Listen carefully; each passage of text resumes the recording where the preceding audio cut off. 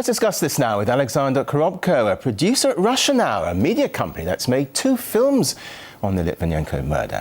Thank you for joining us here in the studio. As you say, you've had a lot to do with this in terms of the documentaries. Have you come across anything that would suggest Russian state involvement?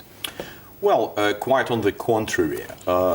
We interviewed Professor Harper, among many people. It would take me far more time than we can allow ourselves for this in the context of the news. But one of the most striking revelations was this Professor William Harper in America from Princeton University, the nuclear forensics advisor of Obama administration, if I'm not wrong, definitely of the American government. And he said that anybody suggesting that the Russian government had anything to do with this murder is preposterous from the point of view of physics, from the point of view of the evidence available. So obviously we couldn't find anything which would sort of lead us to the Russian government. So if the Russian government had nothing to do with it then, who was to blame?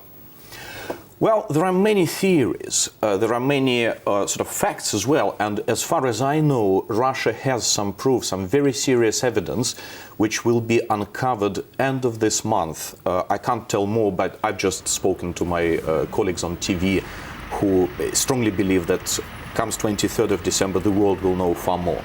And interestingly, you arranged for one of the UK's main suspects, didn't you, Andrei Lugovoy, to take a lie detector test. Just remind us what happened there. What were the results of that? Well, it was done by independent British polygraph experts, and the results of the test were very conclusive as far as the experts are concerned. The test subject, Andrei Lugovoy, said no to all 3 questions. Did he have anything to do with the murder? Was he involved in any way in the murder? And did he ever handle the polonium? So the questions were sort of generic enough and all-inclusive. And he said no to all these questions, and the experts said that he was truthful. Many people might say it's not difficult for an ex-spy to be able to sort of cheat the lie detector test. So were those results credible? Well, actually, spies themselves use the lie detector test to analyze their colleagues and the police, NYPD, LAPD as well, I believe, is using tests. In Britain, the pilot scheme was launched just recently to tackle the sex offenders. So if it was so easy to fool the lie detector test, why the British government itself sort of promotes the scheme? But the British government doesn't accept, does it, lie detector tests in British courts. So will this be taken into account now?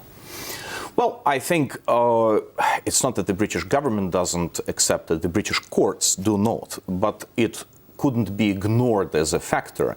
I mean, it is an evidence, it is a fact, and the fact couldn't be ignored, and I think it would be obviously taken into the account, because I think that Britain, we have to be fair, Britain is a country where such a strong evidence could not be ignored.